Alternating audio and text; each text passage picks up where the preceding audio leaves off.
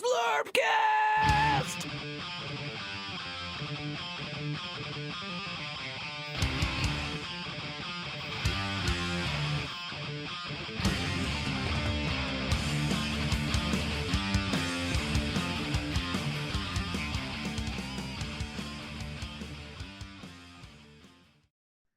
That's my credo. No regrets. Here's the good thing. We don't have credos here. We don't believe in anything enough to have a fucking credo. But we do have regrets, and regrets. We've got them all. We've got Biran, we've got Xtreme, we've got Valdric. I'm Jonny P. We normally talk about tabletop games, and today we will. However, it's not a good time. This is going to be a, not depressing. You know, this isn't going to be a depressing episode. It's going to be a, made some mistakes. You know, past regrets, we've had a few. We've had, whether it's Kickstarter, going over the top in that, or whether it's a game you just thought you'd like, or maybe it's a game you did like and now you don't, and you still regret it. We're talking tabletop gaming regrets. I'm going to ask Biran to kick it off, and I'm going to tell you why. I have a feeling I know what he's going to start with. It starts with an M, ends with a C, and has anti in the middle. Biran, am I correct? Yes. And unlike people are probably thinking, people that follow the lore of Zlurpcast, it's not all Mantic. I don't regret every Mantic thing. Hang on. I gotta spit my gum out real quick. We're good. He came with props, everybody.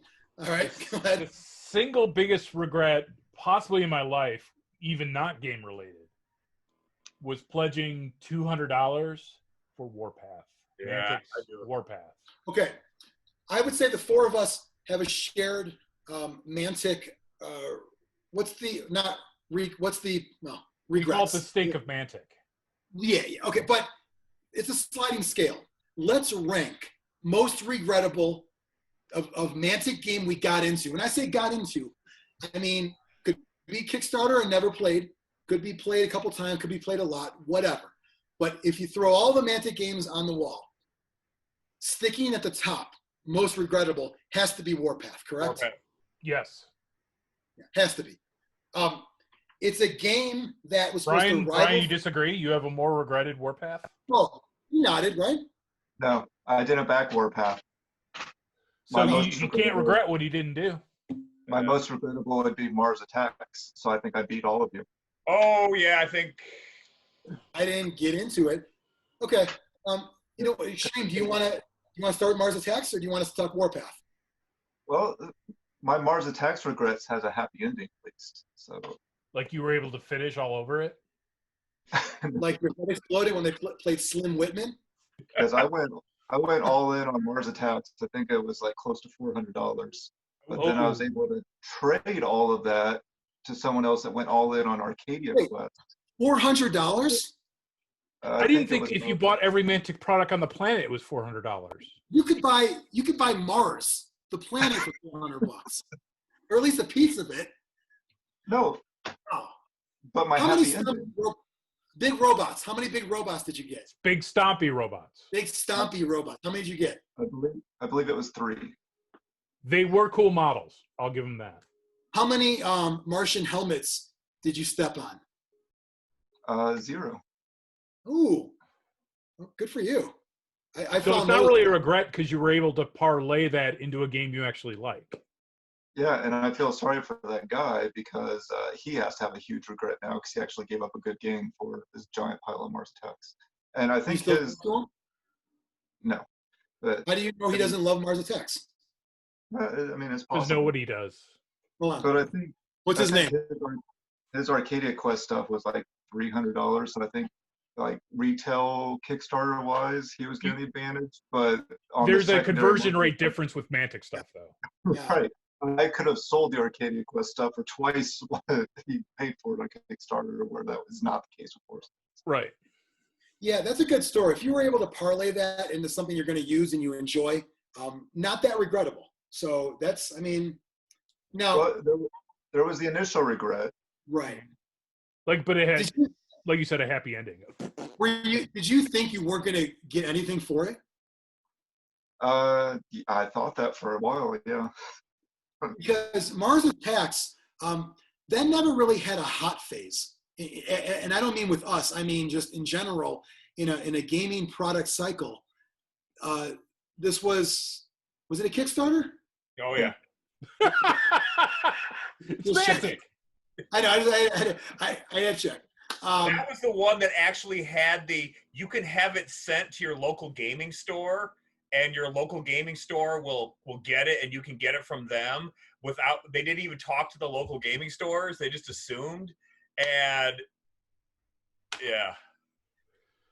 I just don't remember it ever being hey, a bunch of stores are doing Mars Attacks one-offs, tournaments. It never had a phase.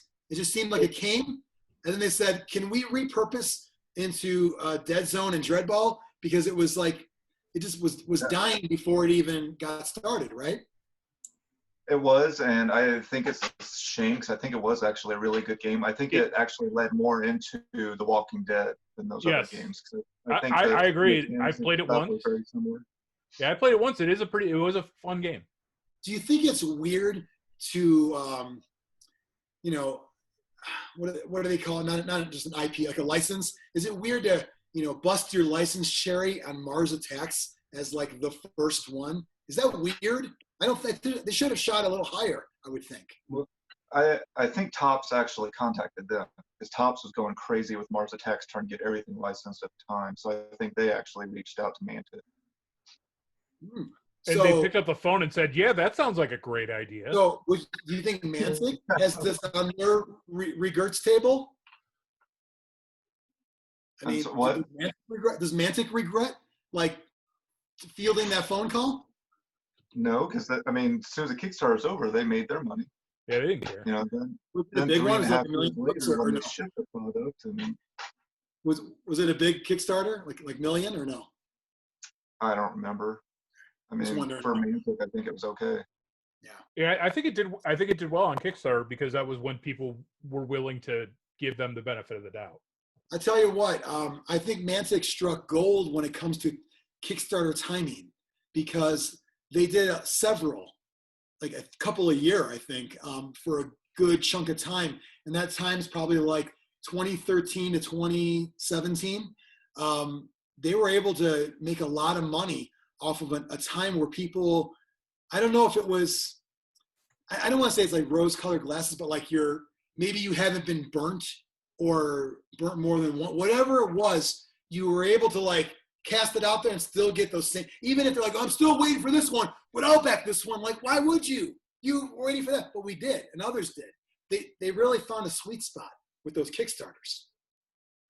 Well, I think in general with Kickstarters, it took everyone a long time to realize how much they actually regretted backing Kickstarters. Like we were willing to, oh no, this is going to be the game that is going to be the best game ever for me. I'm going to go and back this one too. Oh, that didn't work out. This new one I found, that one's going to be fun. How many Kickstarter miniature games actually had a life beyond the initial release? Well, let's talk about what we play. Think about the games that we either actively play or want to play once things are kind of a little more normal. But how many of those, Xtreme, are you there? Put a hand to the screen. He needs human contact, everybody. He needs contact. Think about the games we have. How many of those are Kickstarters, the ones that we have and want to play? Can you think of any right now? Was Judgment a Kickstarter? Judgment, yeah. I would say Kings of War. I would say I still enjoy playing Dreadball. So not that I'm going to get anyone to play it, but I would still play it. When I'm thinking about my high-rated games on here or games I want to play, I don't think Dungeon Saga, probably the only one. That's Mantic. We'll talk about that too. Well, let's go back to the top of the list of Warpath. Yeah. Warpath is where I not only soured on Mantic, I soured on Kickstarter. For the most part, yeah, me too. I'm going to say Xtreme, Mars Attacks for you, it's not going to be one overall because you have a happy ending. Warpath, that's going to take the #1 spot because it is, all these things are going, I don't want to say right, but they're essentially coming up Millhouse for Mantic. And things seem like they're going well. Dead Zone's doing well. Kings of War's doing well. Okay. We got Kings of War, which brought in all these fantasy players. It's pretty cool. Look at that. It's good timing. Dead Zone, people are really digging this sci-fi skirmish game. 40K is so huge. I'd love to get a little slice of that pie. So if we combine Dead Zone and Kings of War, take some elements from each and put together a game there. Now, Warpath was already sort of out. Many years ago. Nobody played it. It was a way to get like cheap orcs in the game, or Space Skaven, those kind of things. So when it comes out as its own game, right off the bat, the thing I noticed was, and I wasn't on like a rules committee, but I was sort of like asked to try, we all were at the beginning. And the first thing I noticed was there was not a built-in rules designer, like a guy that goes with this game. So Kings of War had like Alessio, Jake Thornton had Dungeon Saga and Dead Zone and Dreadball. Yeah. And this was kind of like, oh, it's the, the studio. Like how GW does, that's the studio. Yeah, but they have game designers that work for the studio. Just because you don't know their names anymore doesn't mean they don't have the experience and know-how. I don't think Mantic had it. I think they had guys that work there, nice guys that work there are now on the design team because we work here, as opposed to let's hire game designers, which is why it went to, what's that?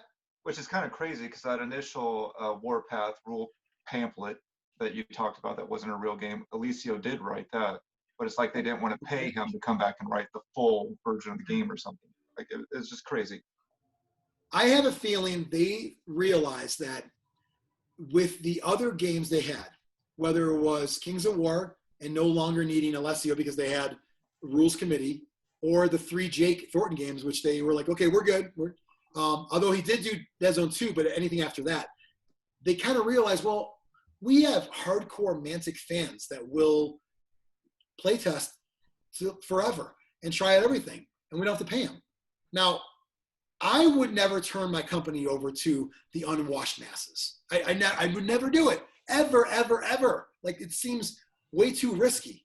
Now, I wouldn't mind giving them a near-finished copy for their input, but to start at the stage they started on was bad, because right off the bat was a rift between squad epic 40K, like Apocalypse, large game, Kings of War style bases, and then model by model squads 40K. They couldn't pick a lane from the beginning before the alpha rules. That's terrible, because now you're telling people we don't even know what we want to be. We don't know what identity we want to be. They ran with it. Who here backed Warpath? I know Xtreme you didn't. We got Biran, Mike? Yeah. I got the stuff. It was Enforcers, and was there bad guys in the box? Or was there no box? There was no box. Right? You got the books and you got an army. So I got the Enforcers. I didn't even like the models. I liked the Peacekeepers, which you talked about before, but not the regular guys. Didn't like the new Plagues. I didn't get them either. I thought some of the vehicles had a little bit of promise. Those like ATV looking things looked okay. But then I remember whatever I ordered, I think it was like a Plague one of those, that never arrived anywhere close to when the other one did, or never at all. I don't even know what happened. But all I know is whatever wave I got isn't what I really wanted. So that was already strike one. Then I get the rules. It was a slipcase with 3 books, right? Yep. Two or 3. And not a hardback, which whatever. Would have been nice, but whatever. I'm flipping through and I'm just like, this is just not a game I'm going to play. And I don't know if I made that decision well before I got them, and I thought my mind would change. We played the alpha rules. I remember playing Pat at Games Plus. Games Plus. That's when I knew that would be a big regret, because I'm like, if this how the game is, this game is garbage. I remember he's shooting at me, I'm shooting at him, we're doing our thing. Somehow his orcs were in a building I couldn't get into, whatever. Mm-hmm. He's suppressing my units, but like not killing anyone. And as the player, the owning player of those models, in a weird way, I wanted you to kill them. It's more satisfying for you to kill my guys than to slow me down. I think that's weird in a game of sci-fi combat with these high-powered guns, that you're just sort of suppressing me. It never felt like anything was getting done.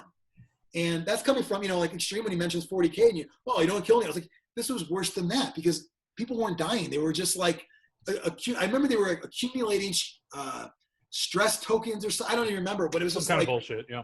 Yeah, it just wasn't fun. Nothing was happening. I've never played it, but it kind of sounds like the AT-43 game was similar to that, maybe. Where you're not removing a lot of stuff from the table. You're just, Well, the big things to like suppress the enemy and like move in for different objectives and things. In the first Dead Zone, the big thing was to do suppression fire. Remember? Yeah. You weren't going to kill anyone, but you were going to slow them down. I think. But you could, in theory, kill them with just suppression. Yeah. You could, if you got enough dice or whatever it was, or enough difference, I think. But in the second edition Dead Zone, they counted only a few weapons had that, and most of it was straight up killing things. And people died faster, and it was truly a dead zone. That didn't translate, I don't think, to Warpath, because it seemed like it was that same kind of like suppressing, but then you have these whole, the version I played was the with bases, not the model by model. I don't know. That was Warpath versus Firefight. Firefight was the smaller scale one, right? Yeah, Warpath versus Firefight, thank you. I don't know if I would have liked Firefight. I never tried it. I don't know if I would have liked it.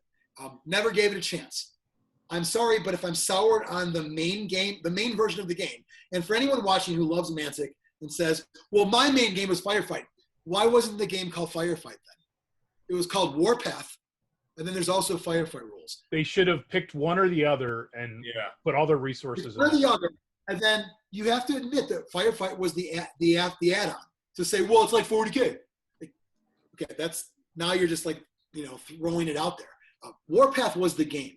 Firefight to me is an afterthought because it's not called that. And you called Warpath the squads, bases of guys fighting. And it just never seemed Warpath differentiates itself from 40K, and that could have been interesting. No, it could have. It really could have. I got turned off when I played that demo game with Pat, and within 5 minutes, I'm like, I don't get it. I don't get it. We got soured in the alpha rules. We never went to the beta rules. We never played the real rules. We never did. What if it got better? Probably didn't. But what if it did? We would never know. It kind of sucks to throw out what they did to the crowd. So for me, I was out. Thankfully, before I moved, Robert bought my Warpath collection. Thank you, my friend. So your big regret has a happy ending too. Yeah. I mean, it's not as happy as yours. I didn't get same value or close to it.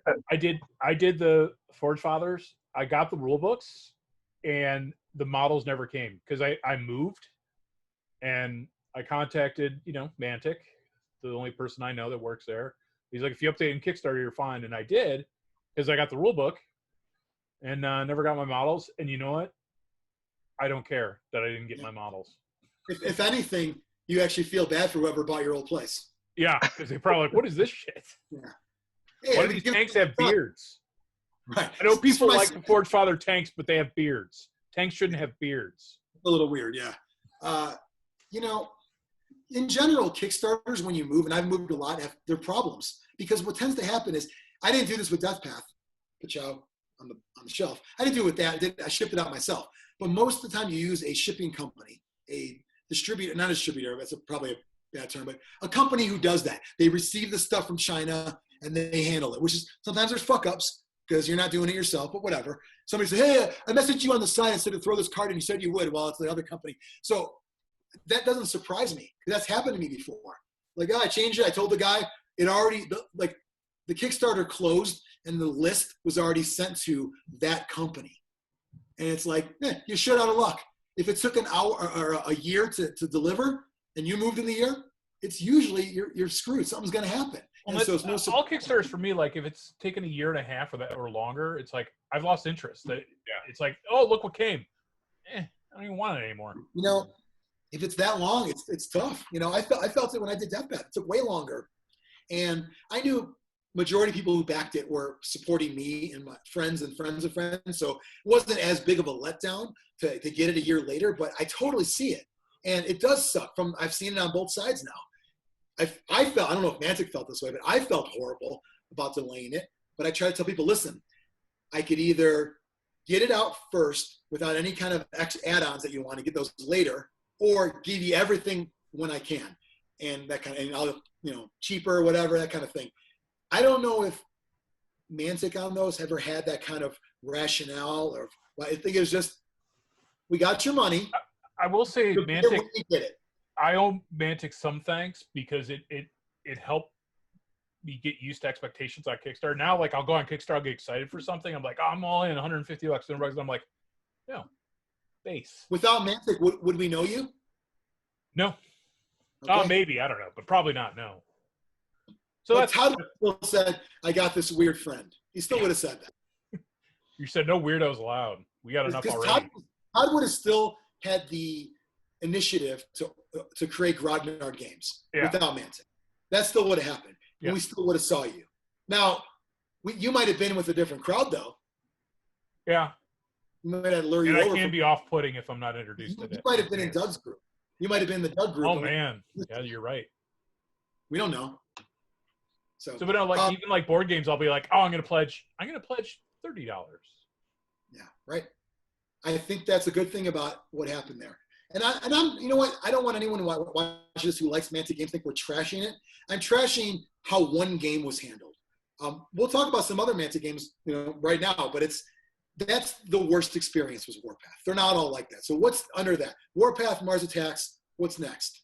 Dreadball Extreme. Yeah, So as we said in our Dreadball episode, fun game. That Dreadball Extreme was not a great game, and it was, I don't know, just a lot of money spent on not a lot of what we get for it. They gave you everything no matter what you pledged. Yeah. An idiot like me who pledged for fucking Sharkman, now I got 2 Sharkman. I don't want 2 Sharkman. You can only have 1. Well, you get 2 because everybody got this whole pile of stuff. I played more games of Dreadball Ultimate than Dreadball Extreme. I'm 1-to-1 on those. 1-to-1. I did 1 Dreadball Ultimate and 0 Dreadball Extreme. So I don't know how it happened with Dreadball Extreme, but I keep finding sealed copies all over the place. I swear, like, I'll get rid of one and then I'll turn around and find another sealed Dreadball. It's like Extreme a cursed doll in a horror movie. The whole game, the actual box, you keep finding. Do what? Like at your house or in stores or something? You keep finding like multiple copies of the actual box. Yeah, like I get rid of one and then I'll go find somewhere else in my garage and find another full box. Did you feed Ronnie after midnight? Maybe that's what happened. But I've gotten rid of at least 3 sealed boxes, and I'm just waiting to find a 4th. I don't even know where they all came from. Why did you have more than 1? Dreadball Extreme had some excitement to it. It had some flair and some style, but it just wasn't there. You put together those traps, they flop, the cap flies off in the middle of the game, which could be fun if you were like playing that way, like, whatever happens. But I mean, the rules weren't great. The 2 teams they came with came out later on anyway, so it wasn't really needed. Was that like in a weird way, was that we want to make Street Bowl what that is to Blood Bowl? Well, I don't know. I remember all the excitement. I think the excitement is just the idea. Like, if you sit down and describe what that game is to people, it sounds cool. It sounds pretty cool. Like, I want to play that game. Dreadball Extreme, cool movie premise. Yeah, absolutely. A little bit of Running Man. Yeah. It sounds cool. They're playing in a prison, right? Yeah. So that's a cool kind of thing there. As a game though, it just wasn't there. So there's not a lot to say about it. Just kind of, if you played Dreadball and you enjoyed Dreadball, you backed Dreadball Extreme. And that made a lot of money, if I recall. So much so they threw everything in everyone's box, whether they ordered it or not. Wasn't Dreadball Extreme also the way to get to back 4, 5, and 6 the seasons in Dreadball 1?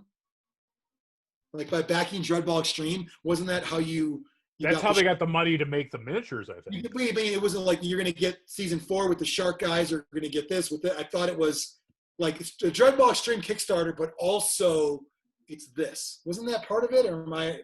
I don't remember anymore. I thought I don't remember for sure, but I thought there were 2 Dreadball Kickstarters before Extreme. But they added the convicts and the. Yeah, you could be right. I thought it was one Dreadball Extreme, and then Dreadball 2, which was the later. But anyway, Dreadball Extreme as a game, I don't know anyone who actually plays it. I bet you even the Dreadball Fanatics Facebook group, I would be willing to bet they don't play Dreadball Extreme at all. They probably play Ultimate. Yeah, they do play Ultimate. Let's all get together, swig some Kool-Aid and play some fucking Ultimate. I bet they do. I don't think they do it with Extreme. They don't, as the kids say, they don't fuck with Extreme. I don't either.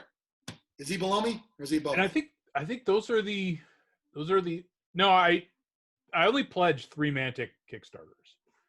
Warpath, Dreadball Extreme, Kings of War 2, but I did Kings of War 2. But I don't regret the Kings of War 2. You got some discipline. Wow.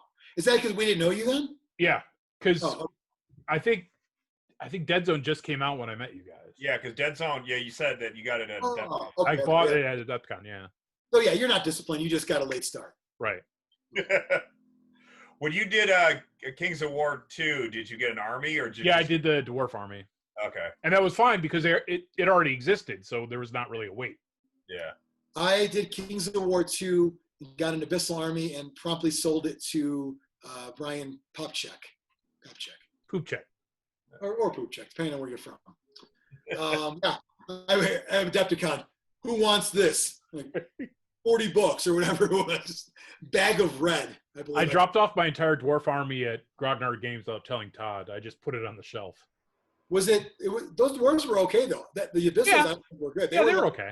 It was like a bag of red. It was like this. It was not great. Well, what are the ones that ride the badgers, the war badgers? Yeah, they were resin, and each badger was like 37 pieces, and I'm like, I'm never touching this. So going to the regrets, we're going to cover others, but finishing with the Mantic ones, you go down to Dreadball Extreme. At that point, are there any other big regrets other than the amount of money you spent? Because the other ones aren't bad games, but we might have been over the top on how much we spent. Yeah, and I think that's on. We have to be self-reflective and say that's our own fault. No, get the fuck out of here. No. And to be fair to Mantic, they did deliver. You bought too much shit, but you got what you ordered. Yeah. Oh, so I pulled up Kickstarter to kind of go through some things, and I did back Warpath for $1. Oh, that's $1 wasted. You're never getting that shit back. The other Kickstarters that they had, Dead Zone 1 and 2, Dreadball 1 and 2, Dungeon Saga, Kings of War 1 and 2. Those are all good games. And we're all going to agree those are all good games. Yep. But the amount you spend on Kickstarter, you're right, Extreme. We'll take some personal responsibility. I appreciate that. Biran, as a conservative, likes hearing you say that. I'm going to pull up my fucking bootstraps and say, you know what? I did go all in. I did go, fucking 300 on Dreadball. It's up to you to break that cycle of poverty / Kickstarter dumb. It's up to me. It's up to me. But they're all good games. So they're not really full regrets. No regrets. I'm not currently playing Dead Zone or Dreadball or Kings of War.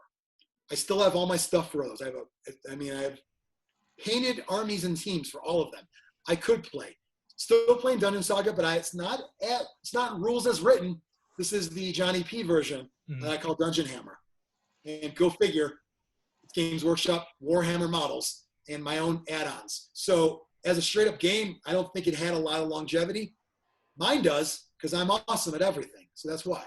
That's me. Did anyone back Tarsag? I did not. No. If Tarsag came out, that is Star Saga. Mm-hmm. Yeah.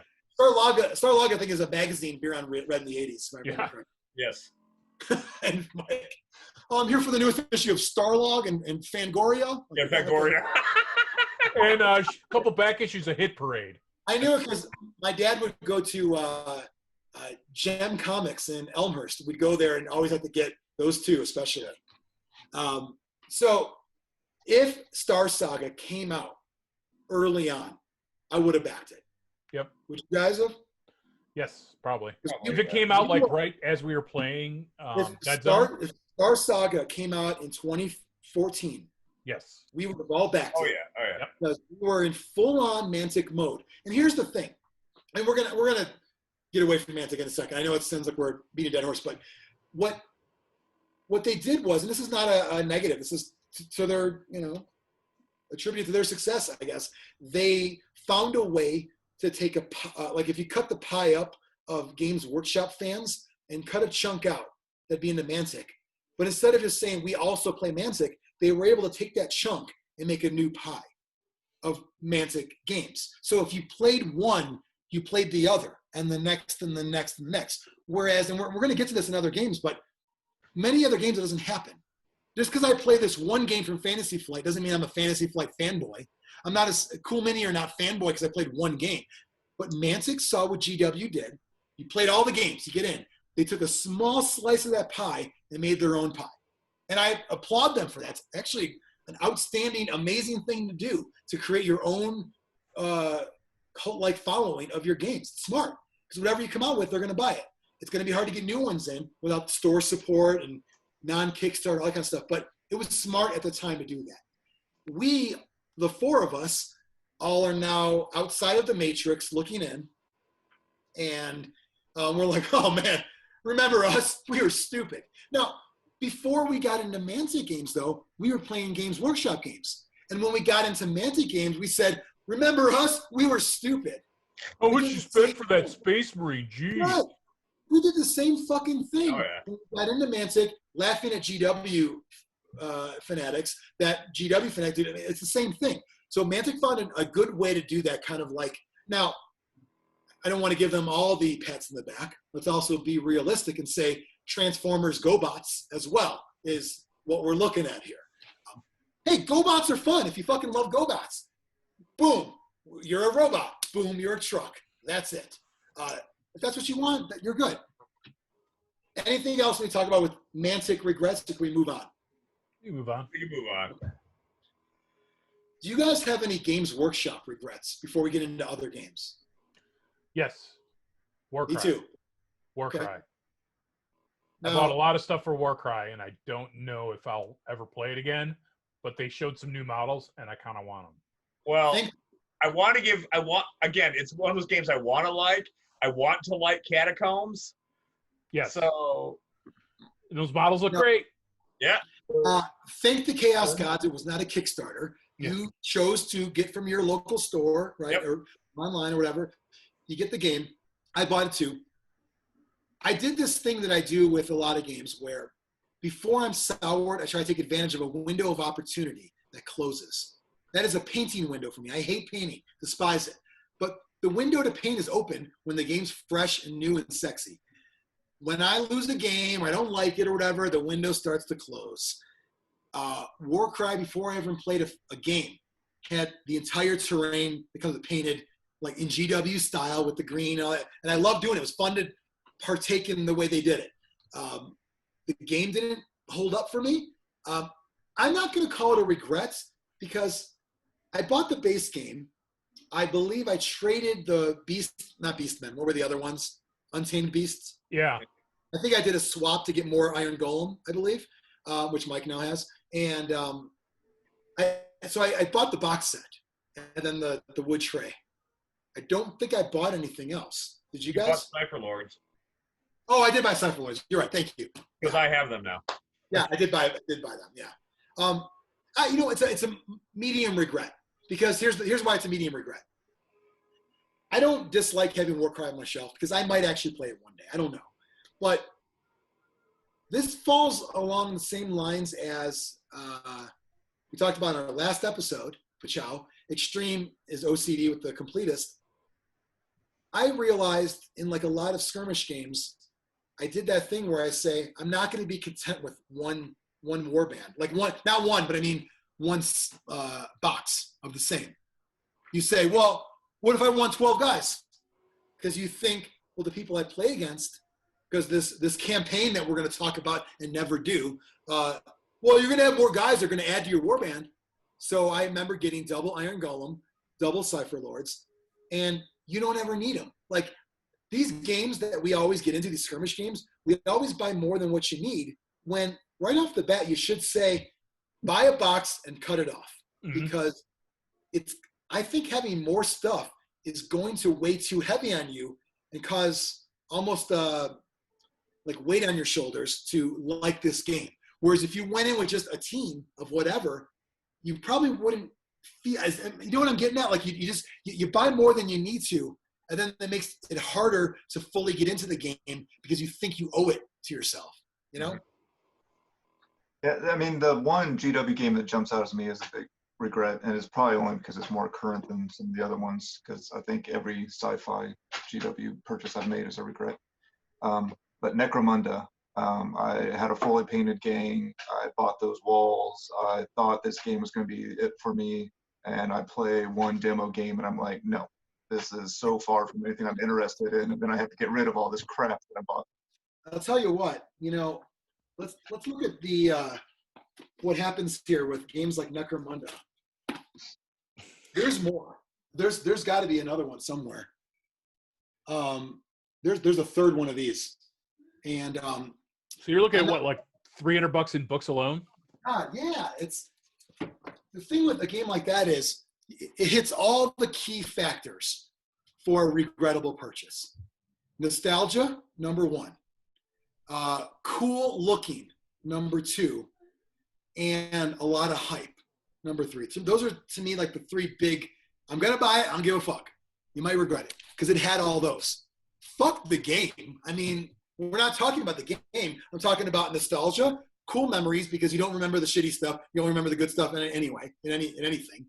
Remember when Saturday Night Live was funny? Yeah, you don't remember the shitty Killer Bees sketch. Like, that was shit too, everybody.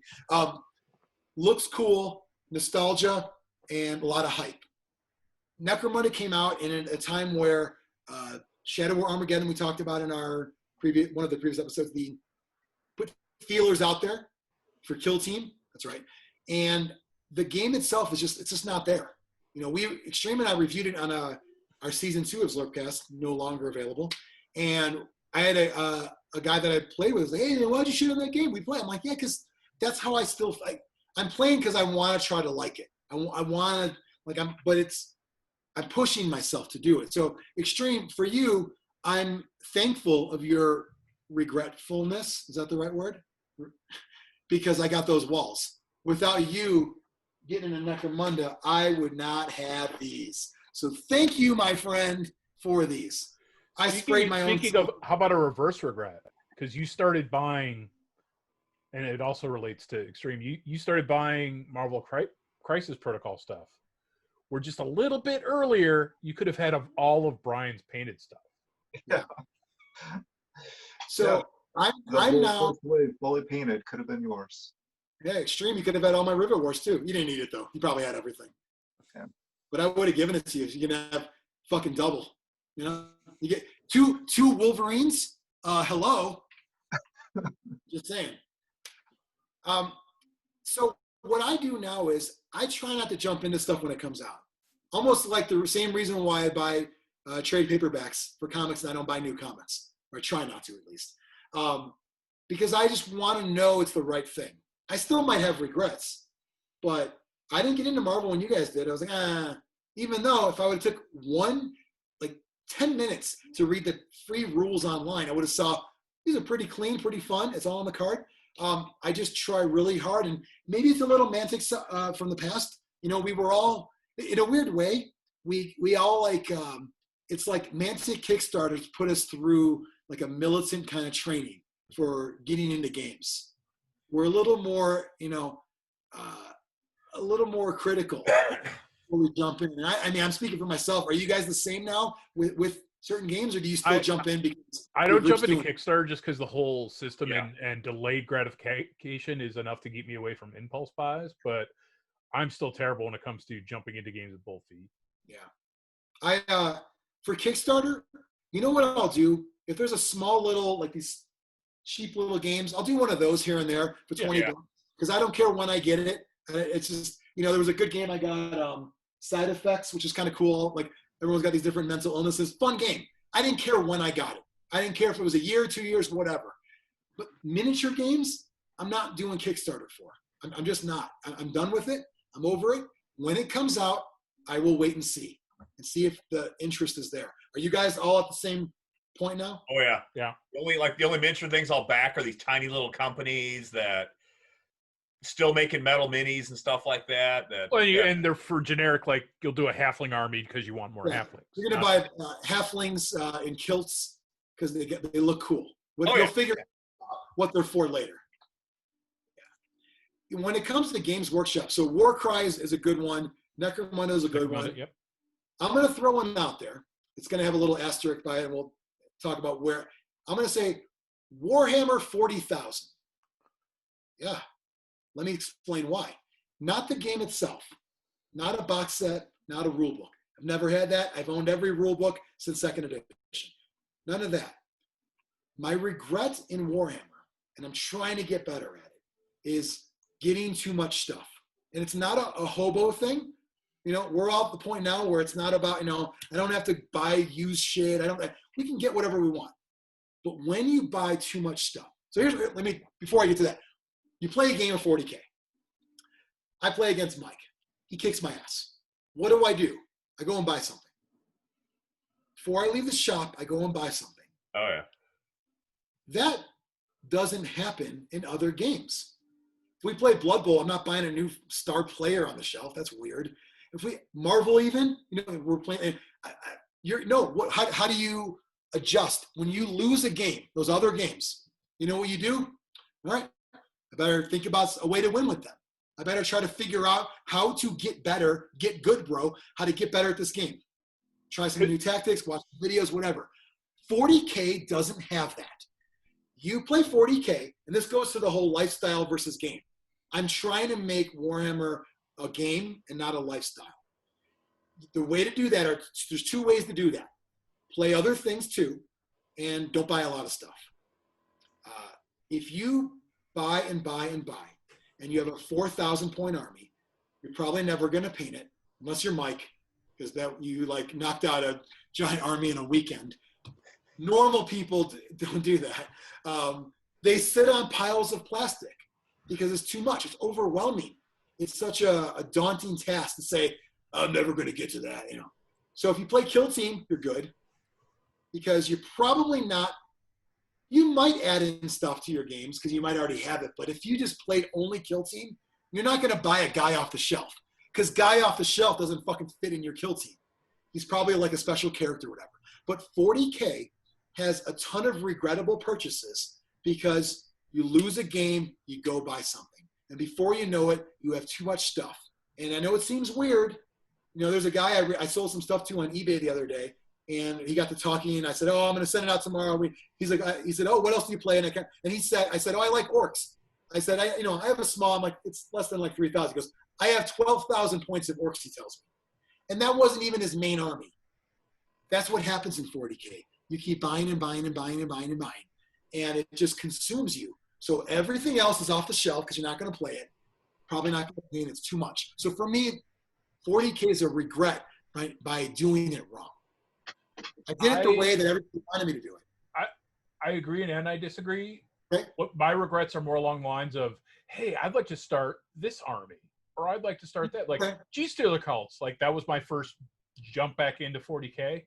And I should have known, like, this is a horde army. You are never going to paint this, or even that's a different kind of 40K regret. That's a healthier one, I think, because you're making the conscious decision to say, they look cool, I want to try them. Yeah. You know, that's okay. I think that. But I end up regretting it because it's like the army I always enjoy playing is just my Space Marines. Right. So now, if I would have instead of wasting that time on half painting a G-Stealer card, or even I did some Eldar, I did some Necrons, if I just did that, put that on the army I actually know I like, I'd have a lot more of an army done and ready to play. Did you stop collecting salamanders, or are you still going? I'm still going. Yeah. See, that's the problem. There's no finish line. with 40K. Especially if you're a Space Marine player. Especially if you're Space Marines. You're right. Now, here's the thing, though. Let's say you are Space Marines and everybody else you play with is everything else. Armies that don't get new shit, like Eldar. Mm-hmm. They're still going to buy more stuff because they got to compete with you. You got the latest and greatest. Oh, I'm going to buy another Wraith Lord. Like, you don't need one.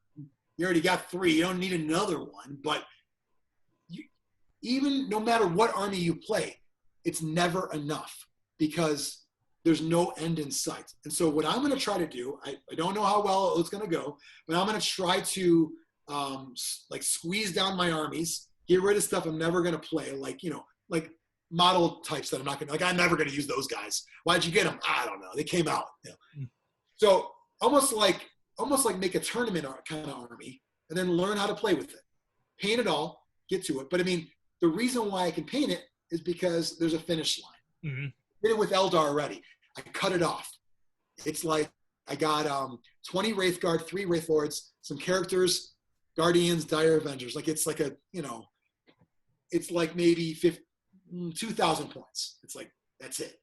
And I'm progressing well in painting it because I know there is no more. What if they come out with, that doesn't fit.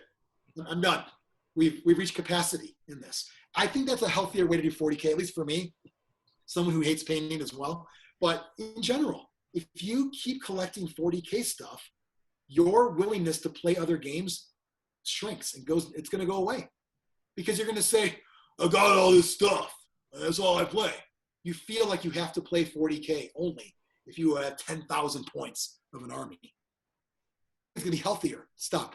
What do you guys think on that? I mean, have you stopped sort of collecting to an extent your 40K armies? I'm just collecting salamanders now. That's it. Mike? I haven't bought anything new 40K in a long time, so. Except for the starter. Like, oh, yeah, sure. Like, I might get a model here and there. Like, I'm going to buy Gazkul for my orcs. I play golf, so why wouldn't I? Didn't we just look at the prices? Price is actually really fair. It's like 65. Yeah, I was blown away with that. That's not a $100 model. I haven't seen the model in person. So I think you saying that's fair, I think that sounds crazy. Well, on the scale of GW. Is he like this big or bigger? Nope. Oh, no, he's bigger. He's bigger. Is he like a Dreadnought size? He's like Primarch size. He's bigger than a Dreadnought. Oh, yeah. Oh, okay. Well, then. He's a centerpiece model. Yeah. Okay. Good to know. I couldn't tell the scale, like, when I saw it. He's way bigger than the old one, that's for sure. Yeah, I know that, but it's like next to a Redemptor Dreadnought. I think similar. He's like Gulamon or whatever, that model, but chunkier in size. Okay. That's okay. So I'll get that, but I'm gonna just really try to treat 40K as just another game, and it's something I've thought of for a long time, but because I don't like these regrets. Because I mean, I know, like talking to Ryan, his biggest regret would be the Horus Heresy stuff we did. For me, no, I thought it was a blast. When we all painted, it only lasted a few weeks, but I still have those my World Eaters, and I think they look great. Did you buy more stuff than we used? Yes. Yeah, me too. That's why I call it a regret. I would agree with Ryan and say it's a regret. Yeah. If I bought only what we needed and then added on more, I would say we were doing it the right way. But I bought stuff we never used. I bought the Spartan Assault Tank from Forge World at the 40% markup. Jesus Christ. Yeah. How about those books? Those fucking overpriced red tomes.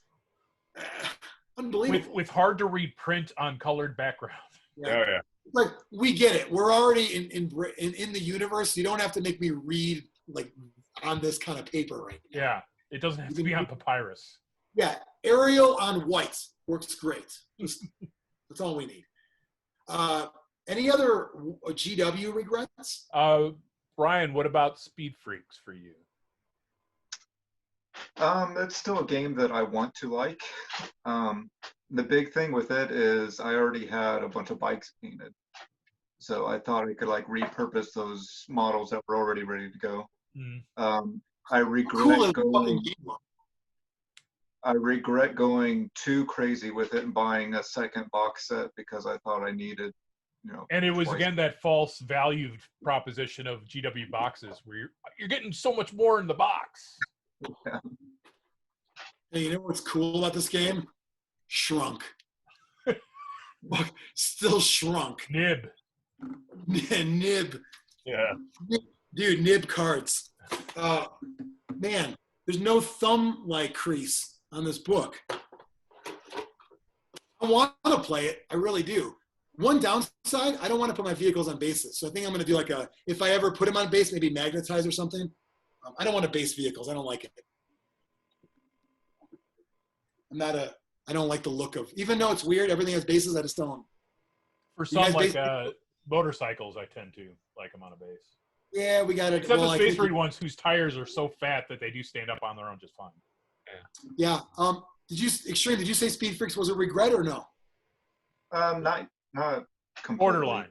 Yeah, I'm the same way. I have no problem that sits on my shelf forever because I think it looks cool. I think I might want to play it one day. If I bought Titanicus, it would be a regret. Yeah. What about Aeronautica? Whatever. Yes, that would be a regret too. Even though I think it looks cool.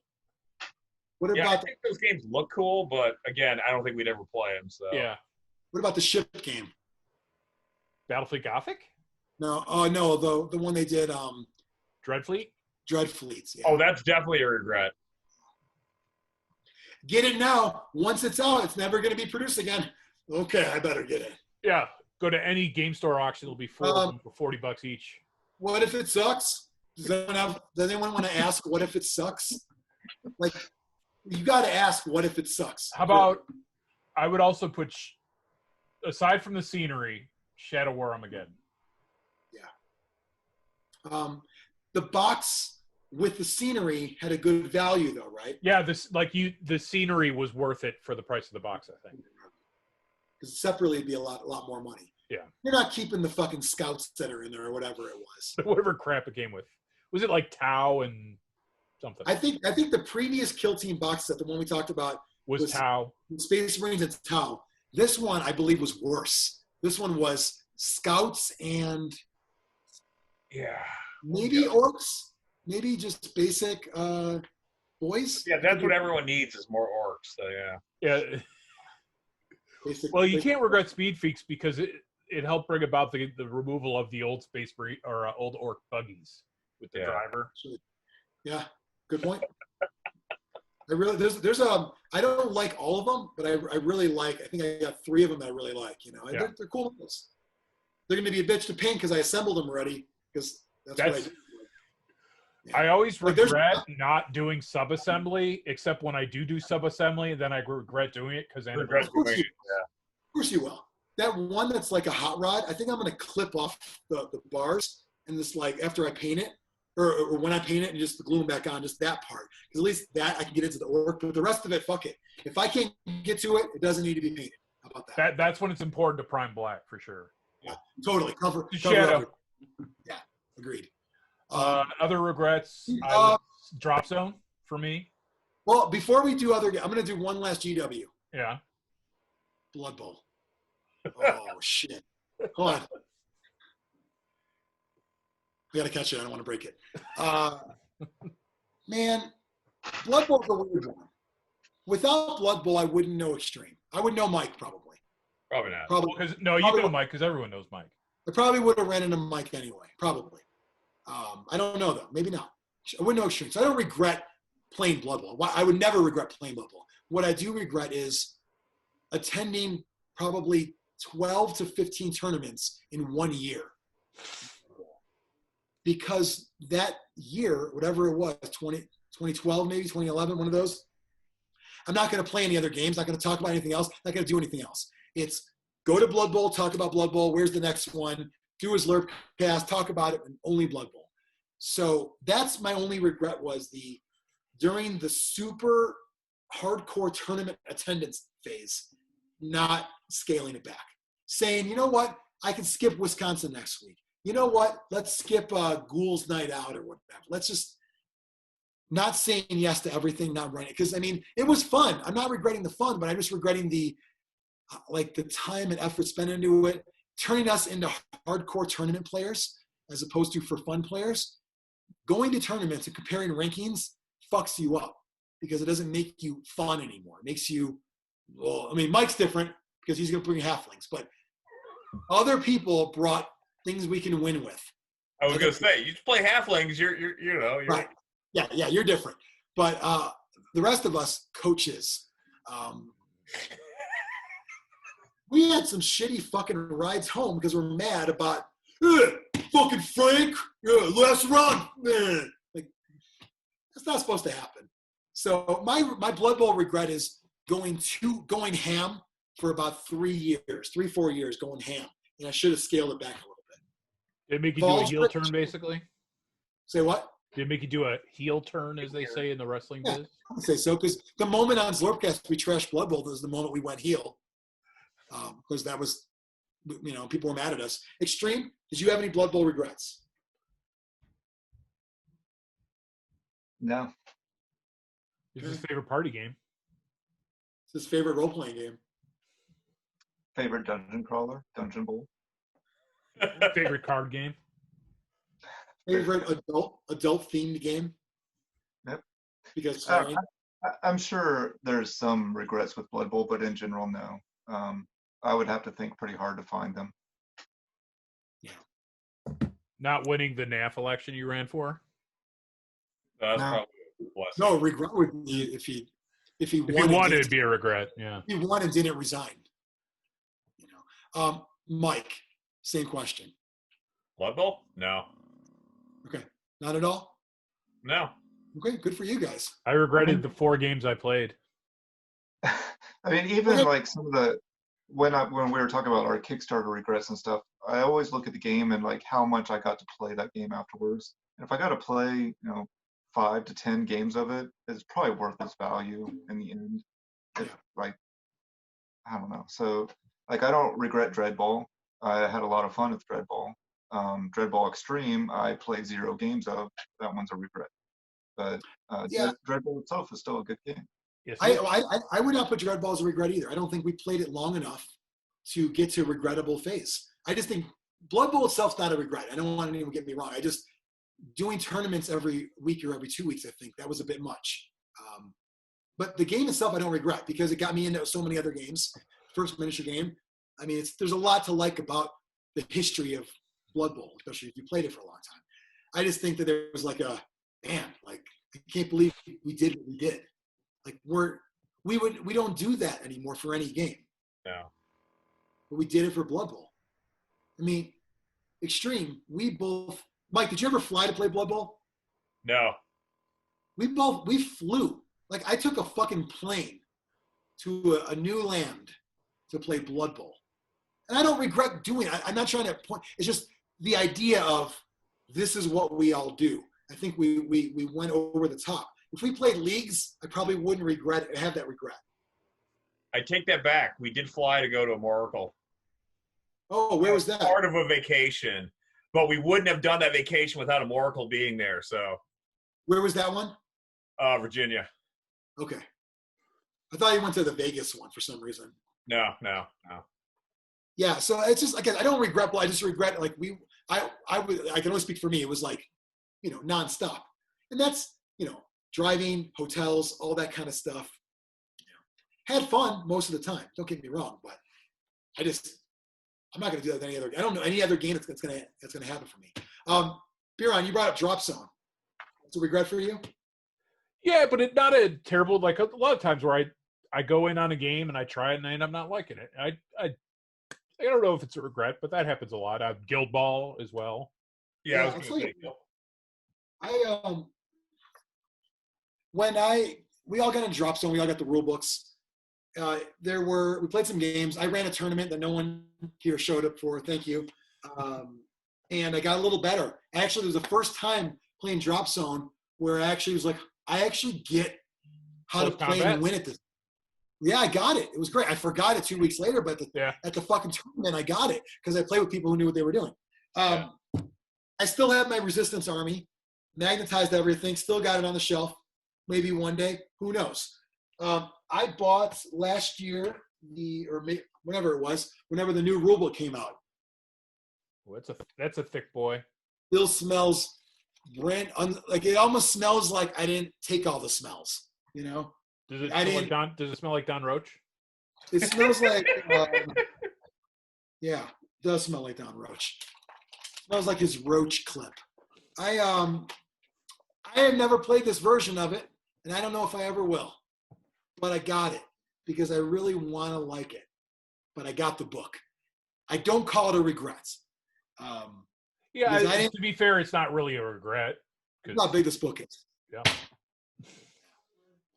Not a regret. That's heavy for a softback, that's for sure. Yeah. I'm disappointed it's softback. Shouldn't have been. You know, Drop Zone is not Hawk War Games anymore. It's TT Combat. Yep. And I hate to say it, but that will lead to the downfall and eventually the end of the game. Sorry. My own opinion. I think it's a matter of if you acquire a game, you're not as attached to it as if you created it. Not only that, I just don't think that, I've seen them do this with some other games. I don't think the same amount of like oomph is there. I just don't. I haven't seen it. I hope I'm wrong, but I haven't seen it like online in like groups. I haven't seen it at conventions. So we'll see what happens. Hope the best for them. But when they did a Kickstarter for Drop Fleet, yeah. I was like, this is not boding well. Because they went from self-funded to that, and then eventually selling it, and it was just not a good scene. So not a regret, but probably not going to go anywhere. Any other tabletop regrets? Xtreme? You probably got a few. Almost every game I buy. There you go. Question 1: Did Brian buy this game? Yes. Regret. No. It's like a float card. And I take responsibility because I tend to buy into a game on the idea, and then I'll fully paint the whole thing. I'll be ready to go, and then I'll find out that I don't like the game and I have to sell it, and then it becomes like a negative experience after. Yeah. So of all of the games that's happened to, Brian, what was the worst? The worst that I had like painted and had to. Yeah, where you invested emotional energy, time, and money. Before he answers, let's all try to guess. We'll make it fun to laugh at his misery. Let's all think. So, buying, assembling, painting, maybe like writing like in your fucking graph paper. You know what I mean? Doing maps and shit. I know what I'm going to say, and none of you are going to guess it, and it's probably not true, but I'm going to say it anyway. Let me think about this. This is a tough one. I'm gonna say Super Show. Don't answer yet. Don't answer. I'm not gonna go Super Show because I think he's gonna be more heartbroken over miniatures. Yeah, that's true. Yeah, Super Show is just cards. But pure outlay of cash. Yeah. Outlay. Yeah, creative characters. I know what you're getting at. Although inflation has shown that was not that bad of an investment. No, that was. No. Half price now. Yeah, this is a tough one. I know he already said Necromunda, but I'm gonna say that one. That's what I was thinking too. Okay, Xtreme. What's your biggest miniature game regret? Necromunda would definitely be up there. I don't know if the Game of Thrones game was pretty high too, because I got a lot for that army and got it painted. So let's talk about real quick. So when that Kickstarter happened, did you do the Kickstarter on that one? No. Okay. I was getting my stuff for it, and Xtreme and I said, let's set up a game to play at Adepticon, like on an off day or whatever. And that was going to be, at least for me, because I need the incentive to paint up an entire army to play. I give you credit, Xtreme, because you cut yours off. I don't think you had maybe half the amount of stuff that I did for my army. You painted a bunch though. I started it and realized, man, this is painful. Now, spray primer helped big time. The gray spray primer for Starks, but you finished yours. I didn't. But I think I wanted to make sure you were going to go before I'm like, hey, I'm getting tired of painting. Are you still going? And you're like, I don't think so. I'm like, okay, thank you. We're outside. That was the year you were thankful that Brian didn't go to. Yeah, exactly. I would have been pissed if you canceled like the day before and I finished painting the whole thing. So I think you gave me like a couple of months, or at least a month. Yeah, I'm probably not going. I'm like, phew, we're good, because this was getting a bit much at times. I was breaking off swords in the battle foam, by the way, fucking halberds breaking in the battle foam. That's not supposed to happen. So that Xtreme, that's probably up there for you when you're painting your army. Yeah, I mean, it's up there just from the sheer amount of time that I put into that. And I think I played one game of the Game of Thrones game and ended up selling it. And not because I didn't like the game, but because I didn't necessarily like the way people played the game. Yeah, agreed. Being a battle game, it suffered from some problems with how people played. You know, I probably would pick Kings of War above Ice and Fire game by a little bit. But the beauty of the Game of Thrones game was you had the thematic tactics board. Yeah, so that's literally the only part of the game I liked. Yeah. Ultimately, though, it still has that whole maneuvering bullshit with like, well, you gotta slide over now because you slid over. Now I see those guys. Ha ha. Well, I had them blocked up. Yeah, you had to slide over. I don't like that kind of stuff, so I can see why. I think Kings of War is a better game, but again with that stuff on the side of Game of Thrones, that's where it had like this unique element going on. Oh yeah, for sure. Pretty cool. Agreed. Anything else Xtreme? Notable of your regret pile? I don't think so. I mean, I have one. Okay. Fallout. Oh yeah. Yeah. That was the game that Crisis sometimes. That's why I did not get into Crisis Protocol, was because I went into Fallout, painted, all my stuff, and just did not like the game. It was too fiddly, and yeah. Those tokens broke me. Oh yeah. Board games modeled after video games, do they ever turn out well? I hear Dark Souls is pretty good. Okay. XCOM, anyone? See, like a game like XCOM would translate well into a skirmish game because of how that game plays, but I haven't played it, so I don't know. Okay. I didn't try Fallout. I'm familiar with the Fallout world and all of that. I can see that one. Did you paint stuff too, Mike? Oh yeah, I got the whole thing painted. Oh, wow. The models aren't that great. No, the resin, and I hate resin, so yeah. Do you think that maybe your gaming group should have like a must be ratified by 2/3 or something to like decide? Like an unsuitable amendment? Yeah. There's very rarely a holdout. I mean, I think, I was the rare Marvel, Marvel Crisis. Ryan's up for literally anything, and Jameson's much the same way. Yeah. Like, did you guys? Jameson's moving away though, so Ryan. Where's he moving? Georgia, yeah. Oh wow, for work. Family, be closer. Family. Like he says, we asked why he's moving there. He goes, family. I go, to get closer or further away. And are you selling any of your stuff? Yeah, because it's beautiful. Yeah, he's an amazing great painter. Did you guys play Wrath of Kings? No. Okay. No. Because they gave it away to Depticon, so everyone played it. That's always a bad sign. Yeah, agreed.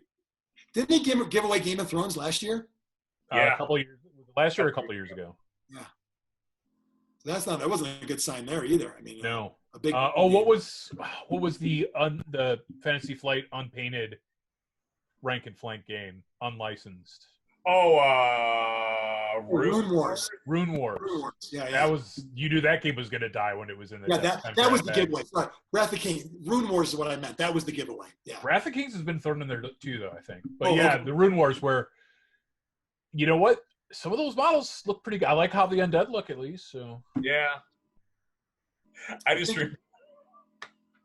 remember a Pat going, well, Kings of War is unique because they've got an undead that's on, like a leader that's on a worm. You don't see that in other games. I go, look at the Rune Wars box. It's on the cover of the box.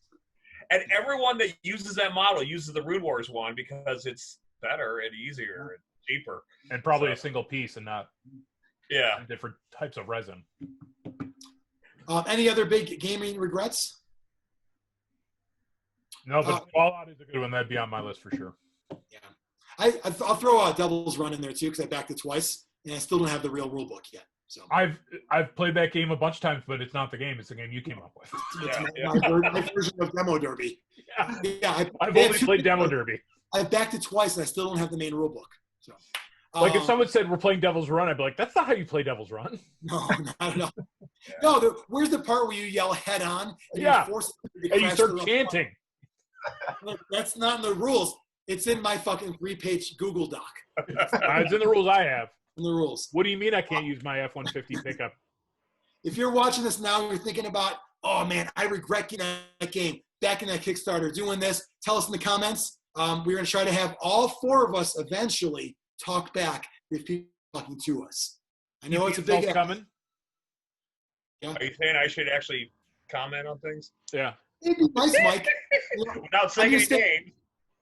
Biran's got to have them now. I hope we all get one day. I hope we do. So anyway, follow Zlurpcast as Zlurpcast. Get some Zlurpcast merch, stickers, shirts, all that at zlurpcast.net. And subscribe to the to the YouTube channel. Ring the bell. Ding dong, ding dong. It lets Biran buy cool halos that he wears. I love that. I know it looks like a homemade sex robot, but I hope it also serves whatever purpose you bought, Biran. There we go. Yeah. Oh. He's got I got a dead cat too. That's the technical term for this fuzzy thing. Yeah. See, I thought it was like the light was just supposed to be like the head to make it look more human, and that is like rubbing on your taint. Yes. I thought it was like in Rocky IV, Happy Birthday Polly robot. Like you were you had so much money that I don't know what else to buy, so buy this fucking robot. That's what I thought. So anyway, bye for now. We're gonna cover a game in the next episode. I don't know what it is. You're gonna find out in about a week. What game? Loka. The best game. Hey, I own that game. Do you? Because I got it free. Oh, no joke. I'm looking at eBay auctions right now for Loka. Want it? Sure. All right. You guys want to cover chess next week or what? I think because I wanted the figures for something, and Joe Neat gave me a deal. He said if I bought an expansion, he'd throw in the base game, and I was like, yeah, sure. Here we go. I think repurpose them. Yeah. Biran, is the show over or is this it? It's over now.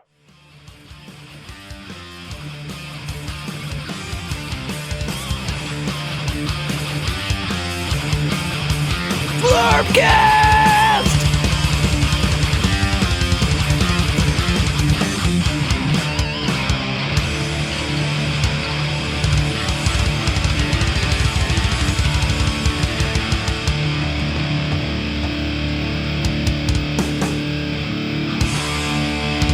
Brought to you by Nuffles. Bet you can't just roll a one.